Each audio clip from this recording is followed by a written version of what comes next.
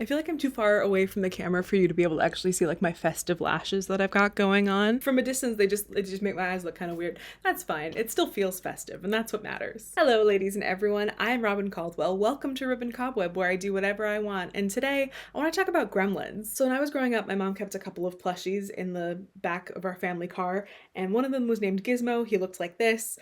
This is not ours. This is a picture I found online. Ours got lost somewhere along the way, but I do have, wait, I've got this Gizmo now. I've got this Gizmo. This is my knitting bag. It's got Gizmo on it. And this is just what's within arm's reach for me. There's more. My mom explained that Gizmo was a gremlin, and that gremlins are these creatures that get into machinery like cars and planes and stuff, and they mess it up. They make it malfunction. But she also explained that Gizmo was like a nice gremlin who could like fight the bad gremlins and keep our car safe or something. So that was my intro. That was my intro to Gremlins. And then a little bit later on in my childhood, I found the DVD for this movie. It looked interesting. Like, we've got Gizmo on the front. That's cute. But oh, the shadow's kind of scary. And oh, what's that? That's kind of gross looking. So I was interested in this movie, but also like I was a wimpy kid who found like E.T. the Extraterrestrial traumatizing. So like I knew that I wasn't gonna like this just yet. And a few years later, when I was 11 years old, I caught part of the movie on TV around Christmas time because it's a Christmas movie. And I was like, you know what? That looks fun. It's time. It's time to watch Gremlins. So I put on the DVD, I hugged Gizmo tight, and settled in to watch what became my favorite Christmas movie of all time. So if you've never seen Gremlins before, I would really recommend it if you like anything kind of like irreverent or horror comedy. Like if you're the kind of person that thinks Die Hard is a Christmas movie, check out Gremlins. It's a Christmas movie in kind of the same way. So the movie opens with Rand Peltzer, an inventor, who is buying a Christmas present for his son. And he decides to get him this mysterious creature called a mogwai. And then the seller tells him there are 3 rules that you need to follow if you have a pet mogwai. Rule number 1, don't expose him to bright light, especially sunlight. The second rule is to never get him wet. And the third rule is to never, ever, ever feed him after midnight, which is amazing. What do you mean after midnight? It's always after midnight. That's incredible. Anyway, now that ominous list of warnings is over and done with, it's Christmas in Kingston Falls, which looks an awful lot like Hill Valley, just saying. Our story follows Billy, a very handsome young man who works at a bank with his very beautiful friend Kate. Hey, you two should kiss! Rand comes home and gives Billy his brand new pet mogwai, who he's now named Gizmo, which is kind of a cute little meta joke because he's an animatronic. He is a Gizmo. And he explains the rules so that Billy also knows not to feed the gremlin after midnight and all that stuff. When Billy's friend Pete comes over to deliver their Christmas tree, Billy shows him his brand new cool pet. He accidentally spills some water on him, which causes immediate gestation and birth. There are now 5 new mogwai, including one that they named Stripe because he's got a little stripe on his head. Billy tells his dad about the new mogwai, and his dad is immediately like, I'll bet every kid in America would like to have one of these. So then Billy takes one of the new mogwai to Pete's science teacher, Mr. Hansen, to study them and see what's going on. And then Billy goes to visit Kate at her waitressing job and runs into his neighbor, Mr. Futterman, who says the name of the movie. Gremlins. And he basically explains the lore that my mom explained to me years ago when I was a kid. Like, they get into electronics, they get into vehicles, they mess stuff up on an electrical level. Although the way he says it is way more xenophobic. Put a pin in it. Billy walks Kate home where they talk a little bit about the holiday season, and she reveals that she doesn't celebrate Christmas. And then he asks her out. Aww. Once he's back home, Gizmo's new mogwai babies trick Billy into letting them eat after midnight. And then the next morning on Christmas Eve, Billy wakes up and oh no, all the mogwai, except for Gizmo, are in these gross cocoons.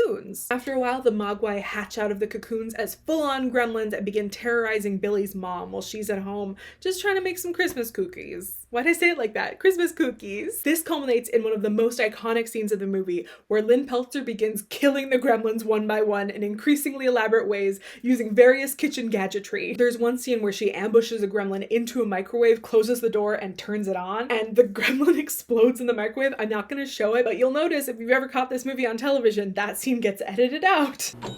And the microwave scene was so disturbing that the MPAA was like, I think we need a new rating between PG and R, because parents were bringing their kids to Gremlins and complaining that that shot was too graphic. But also the rest of the movie wasn't sinister enough to merit an R rating, so that's part of the reason why we have a PG-13 rating now, is because of Gremlins. Billy comes home and finds his mom getting attacked by a gremlin in their living room, which he manages to kill, but oh no, they both notice that Stripe has now gotten away. So Billy throws Gizmo into his backpack, and the two of them track Stripe all the way to the YMCA, where Stripe jumps into the pool. Seeing this, Billy decides to go to the police station, and one of the police is played by baby Jonathan Banks. While Billy is trying to get the police to take this seriously, an army of of gremlins is now descending onto Kingston Falls.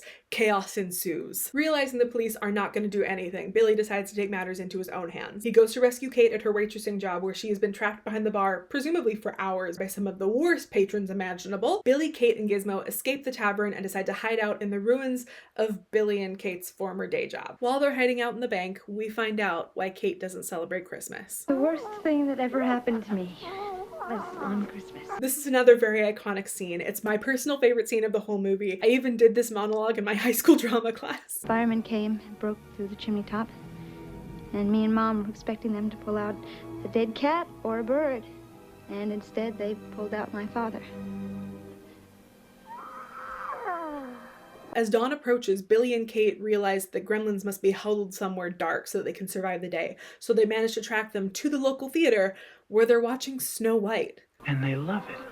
Meanwhile, at the concession stand, Stripe is realizing that the theater is full on out of goodies at this point, so he decides to go on a snack run to the department store across the street. And then back to Billy and Kate, they are busy rigging the theater to explode, killing all of the gremlins inside. This movie is insane. While admiring their destructive handiwork, Kate clocks that Stripe is not in the theater and is in fact in the department store. So Billy and Kate share a little kiss and decide to split up and take this little guy down. Billy finds Stripe first, and he starts attacking him. They're going back and forth with all these weapons before Stripe eventually gets away. Meanwhile, Kate notices that Gizmo has gone off somewhere, and we, the audience, find out that he found himself a little car to drive around in. That always cracks me up in movies, like Stuart Little did this too, where they're like, a remote control car is exactly the same as a regular car, only smaller. I love that movie logic. It's so stupid. Speaking of gremlins getting things, Stripe finds a gun because this movie takes place in America, and he also makes his way to the garden center where there's a giant fountain. Uh-oh, water! He gets wet and begins to multiply, but just in the nick of time, Gizmo screeches in his Barbie car, opens up the skylight, and saves the day! Finally safe once again, the gang go back to the Peltzers to nurse their injuries and try to have a half-decent Christmas morning before, bam, the original owner turns up in their living room. Mr. Wing completely rips into the Peltzers for taking care of Gizmo irresponsibly, which they did,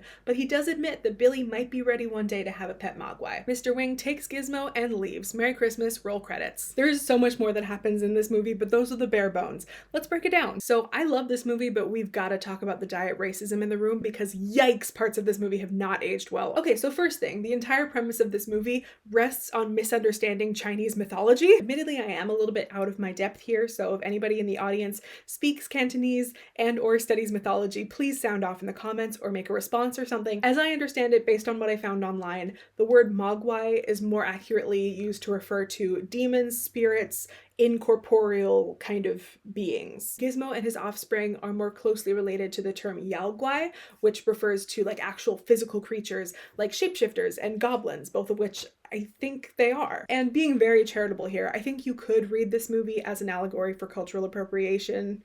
A little bit like the ignorant white people take this creature from another culture and consider profiting off of it instead of caring for it properly. Think about it. The Peltzer pit. And they unknowingly transform it into something more harmful. But I'm positive that absolutely none of that was intentional. Mogwai. I don't know, some Chinese word. There's also a whole lot of xenophobia coming from the character of Mr. Futterman. Gremlins. I personally read it as him being kind of out of touch in general. There are a few other character beats that illustrate that about him. I expect to see you in the funnies any day now with Smiling Jack and Little Abner. Oh, well, Mr. Futterman, they don't run those comics anymore. And we never see any of the other characters in the movie commiserating with him. They usually just listen politely and then redirect the conversation. See that plow? 15 years old. Hasn't given me a day's trouble in 15 years. You know why? Kentucky Harvester. Ain't some farm piece of crap you pick up these days. That's a Kentucky Harvester. Well, if I want to keep my job, I really think I should be going now. Even the title drop of this movie is from a monologue where he's talking about how he doesn't trust products that were manufactured in foreign countries. You gotta watch out for the foreigners because they plant gremlins in their machinery. It's inextricable from this movie's premise, and I would like this script a lot more if that went challenged by the narrative, but it doesn't. Mr. Futterman's right. Creatures from China invade and take over and destroy and terrorize his tiny suburban American town. Billy, what are these things? Where do they come from? They're gremlins, Kate. Just like Mr. Futterman said.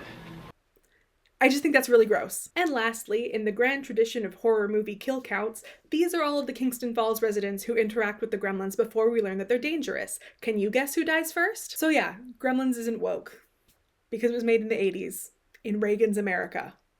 but I'd like to think that humanity has come a long way in the last 41 years. I love this movie, and if I loved it uncritically, I'd be deliberately choosing to remain ignorant, and I don't want to do that with the art that I enjoy. Yeah, I just called Gremlins art.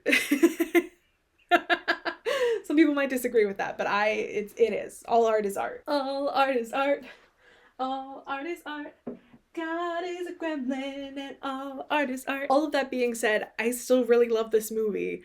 So now's the part of the video where I get to tell you about why. In no particular order, here's a list of little things that I love about the movie Gremlins. The title drop scene where we first see Kingston Falls, for me in my brain space, like it is not Christmas until I see Kingston Falls, I see the title drop, I hear Baby Please Come Home. Ugh, it hits me right in the nostalgia every time. I love how Hoyt Axton laughs like Woody Woodpecker in this scene. Voila. I love Mrs. Deagle. I didn't even talk about Mrs. Deagle in my breakdown because she's basically like an Act 1 antagonist that's just kind of there to stir conflict until the actual villains of the movie enter. Polly Holiday gives such a deliciously like evil performance as Mrs. Deagle. She's clearly written to emulate Margaret Hamilton as the Wicked Witch of the West, and it's so good. I'll get you, my pretty, and your little dog too. I'll get you when you least expect it. Like, she's a villain that you love to hate. She's amazing. Speaking of performances, Dick Miller's drunk acting is stellar. I just love the way he says, "Hey, Billy!" Hey, Billy! Also, the voice acting in this movie. Gizmo is played by Howie Mandel, the Canadian judge on America's Got Talent. His performance as the voice and also just the puppeteering of Gizmo, they bring so much life to this little fuzzball, and I love it. I love him. If you want to keep an ear out the next time you watch it, pay attention in the scene where Gizmo gets like a bump on his head and Billy takes him into the bathroom to patch him up. Just so much of his like little personality comes through. I love it so much. There's also, I'm talking about acting a lot, but there's also this, like, I think this is like one line in this whole movie. Good morning, Mrs. Deagle. What's good about it? Oh. I think it was dubbed in, but the line delivery is so cartoony and like aw shucks coded. Oh. I like how Billy doesn't walk around his teller window at the bank and instead just chooses to parkour over the desk. Speaking of the bank, I also really love how they introduce Mr. Corbin and Gerald's characters. They're kind of like Mrs. Deagle. They don't really matter to the plot, but I like them anyway. Officer, this is a bank, not a pet store. Very good, Gerald. Thank you, Mr. Corbin. It's like just 3 lines, but it completely establishes who they are to each other, who they are to Billy, and like the dynamic there. Speaking of Gerald, as somebody who watched Fast Times at Ridgemont High when I was probably definitely too young to be watching Fast Times at Ridgemont High, I love the idea that Judge Reinhold has an unrequited crush on Phoebe Cates in every cinematic universe. Kate, you haven't seen my new apartment. I haven't seen your old apartment. I love the expression on Gizmo's face when Stripes spits at him. Like, look at that. Look at how adorably scandalized he is. There's this one scene in the movie that's just like, it's peppered with like a whole bunch of Rand Peltzer's inventions, and they're all wonderful, but also like, what is going on? What is he doing to that artichoke? I love this little voice acting moment when one of the mogwai babies gets a little bit of water dripped onto him. There's a great background gag in the movie when Rand Peltzer, he's at an invention convention, somebody is operating the time machine from the time machine, and he just disappears entirely, machine and all, between takes. Never to be seen again. Speaking of the invention convention, you can also see Steven Spielberg on a recumbent bike in that scene. I love the creature design of this movie. There's all kinds of psychology that goes into designing creatures. There's a really great Lindsay Ellis video. I think she's specifically talking about aliens in that one, but it applies here too, I think. Having the mogwai start as like more mammalian and furry and cute, and then cocooning like an insect, and then emerging as like reptilian creatures is just genius cinematic shorthand. It's such good creature design. I like how all of Mrs. Deagle's cats are named after currency. Kopeck! Oh, please, come on, no dollar bill. I also love the stupid mogwai rules. Like, what do you mean it can't eat after midnight? It's always after midnight. What about time zones? What's going on? But the thing I love most about this movie is that it came into my life at just the right time. That Christmas, when I was 11 years old, I was about to experience my 3rd Christmas without my father. Like Kate, my father died when I was 9, in a way less funny way. And for the first time in my young life, I was experiencing that gloom, that cloud that grief casts on absolutely everything, especially the holidays. And then here was this movie that didn't care about being reverent, that had these characters who were broken and sad and depressing. This funny, ridiculous, silly, scary movie that made me feel less alone. And now, as I'm about to experience my first Christmas since my mother died, I'm so grateful that there's a movie like this. Because no, despite my hat and the tree and everything, I'm not feeling very cheery this year. But I still want to gather with my loved ones and nurse our broken hearts and try to have a half-decent Christmas day. So yeah, this is my love letter to every single person who worked on Gremlins. Thank you for teaming up to create one of my favorite stories. And thank you for watching this video, because if you're watching this right now, you made it all the way to the end. Thanks for hanging out. So yeah, Gizmo and I would like to say thank you so much for watching, and we'll see you around on the web. Bye!